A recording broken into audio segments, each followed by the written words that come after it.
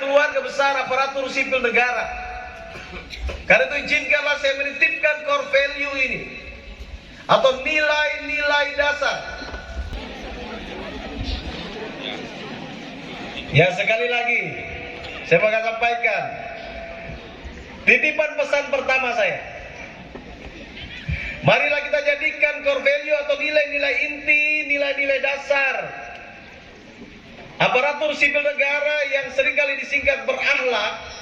Ini menjadi pegangan, menjadi pedoman, menjadi nilai-nilai yang terintegrasi dalam kalbu kita, yang terintegrasi dalam jiwa kita, yang terintegrasi dalam kehidupan kita sehari-hari, sehingga ini akan terpancar dan terpraktekkan dalam kita menjalankan profesi kita sebagai aparatur sipil negara. Berakhlak adalah singkatan daripada berorientasi pelayanan. Itu yang pertama. Saya mau tanya, siapa yang biasa singgah di rumah makan? Dan kita harap pelayannya seperti apa? Yang pertama ramah, apalagi? Biasanya kan kita bilang, mbak, tidak pakai lama ya.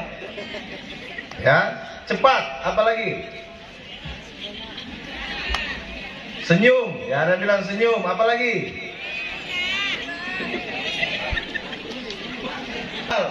Bapak Ibu sekalian, begitu kita menjadi aparatur sipil negara, maka sejak hari itu kita adalah abdi negara dan abdi masyarakat. Kita pelayan. Dan kalau kita mampir ke restoran, mampir ke rumah makan, maka pelayan yang kita idamkan yang pertama dia ramah. Yang kedua dia bersih, tadi dikatakan. Yang ketiga cepat melayani. Yang keempat senyum dan hal-hal yang lain yang positif yang kita harapkan. Pelayan yang lama sekali pelayanannya, 1 jam baru keluar nasi gorengnya misalnya. Kita tidak berharap pelayan yang rantasa, ya. Datang rambut sudah begini di muka, sudah tidak tahu pakaian compang camping. Begitu kita mau makan tidak jadi makan. Nah, Bapak Ibu sadari, itulah juga yang diharapkan masyarakat dari kita. Ketika mereka datang untuk mengurus berbagai hal di pemerintahan kita selaku garda terdepan, kita selaku pelayan masyarakat di OPD masing-masing, tentunya mereka berharap kita ramah. Kita juga tentunya berpenampilan rapi dan menarik, ya. Jangan kancing surat tabuka 2, salah kancing lagi. Naik turun. Baju sudah tidak pernah dicuci 1 minggu. Laundry so murah sekarang, laundry murah. Ya. Rapi, senyum, cepat dalam memberikan pelayanan. Bapak Ibu kalau lihat saya bisa tanda tangan di mana saja. Ya, mau di tengah acara pesta, mau di mana, ketika ada surat saya tanda tangan. Terkecuali ada hal-hal yang membuktikan orientasi pelayanan, karena kita adalah pelayan masyarakat. Abdi negara, abdi masyarakat. Yang kedua, berakhlak, akuntabel. Artinya kerja-kerja kita dapat dipertanggungjawabkan, baik dalam prosesnya, baik outputnya atau hasilnya, baik secara administrasi, dan juga bisa dipertanggungjawabkan secara hukum. Yang berikut, kompeten. Sebagai ASN kita dituntut untuk kompeten, mampu dan cakap melakukan tugas yang diberikan kepada kita. Nanti mungkin Bapak Ibu sekalian dalam meniti karir akan dirotasi, akan dimutasi. Tapi saya mau katakan jangan takut belajar hal-hal yang baru. Ya, Pak, saya sudah ahli di sini, kenapa digeser dikasih pindah lagi? Itu bagian daripada penyegaran organisasi dan juga ini menantang saudara untuk mengembangkan potensi secara semaksimal mungkin. Jadi kompeten, mampu dan cakap melakukan tugas yang diberikan kepada kita. Jadilah pribadi, ketika diberikan tugas dan tanggung jawab, katakan siap. Saya selalu bilang kepada para pimpinan OPD, dimanapun saya bertugas, saya disayang atasan saya. Mulai dari saya merintis karir, saya selalu disayang oleh atasan saya. Kenapa? Karena ketika saya diberi tugas, tidak ada saya bilang tidak kepada atasan saya. Saya selalu bilang siap. masalah saya tahu, saya tidak tahu, saya siap dulu. Nanti setelah itu baru saya belajar bagaimana caranya. Atau tidak, saya bertanya kepada orang lain yang bisa mengajarkan saya tentang tugas yang diberikan kepada saya. Ada orang ketika dikasih tugas tanggung jawab, alasannya 10 keluar duluan. Satu tugas dikasih, alasan 10. Saya mau katakan, orang-orang seperti itu ciri-ciri orang yang tidak sukses. Orang sukses selalu mencari cara untuk sukses. Apapun tantangannya, dia selalu cari cara. Tidak bisa belok kiri, dia belok kanan. Pokoknya dia cari cara. Tapi orang gagal selalu mencari alasan untuk gagal. Bedanya tipis. Orang sukses selalu mencari cara. Orang gagal selalu mencari alasan.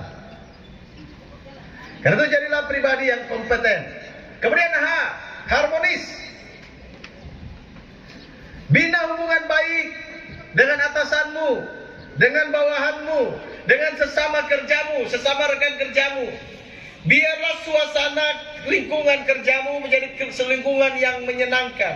Jadilah orang yang menyenangkan di lingkungan kerjamu.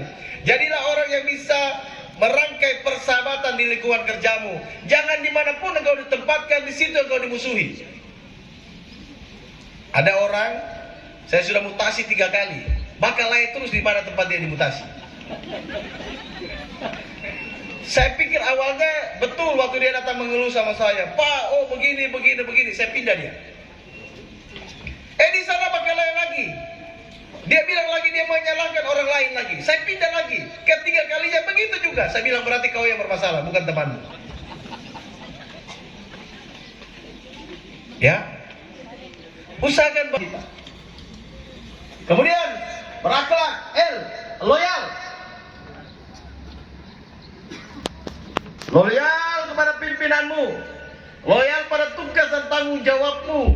Jaga nama baik institusi. Jaga nama baik OPD di mana kau bertugas. Jaga nama baik daerahmu. Berikut adaptif. Mampu menyesuaikan dengan perkembangan zaman.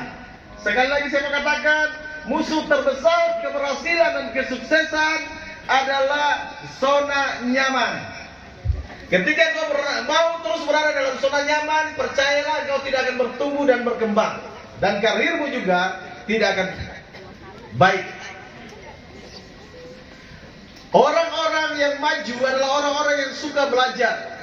Bisa beradaptasi dengan perkembangan zaman, dengan perubahan yang ada.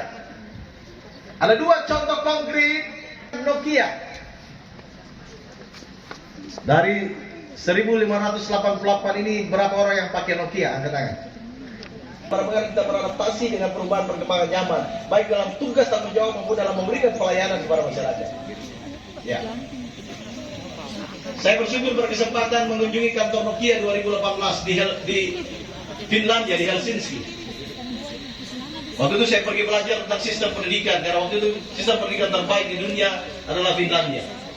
Dan saya berkesempatan mengunjungi Helsinki selama kurang lebih seminggu, dan saya berkunjung ke kantor pusat Nokia di Helsinki. Kepada manajemen Nokia, kenapa Nokia sampai hilang dari peredaran? Sekarang Nokia tinggal bisnis internet. Para manajemen mengatakan ini kesalahan kami. Kami tidak mengantisipasi perkembangan, kami tidak mengantisipasi kehendak pengguna, dalam hari ini para pengguna handphone. Persoalannya apa?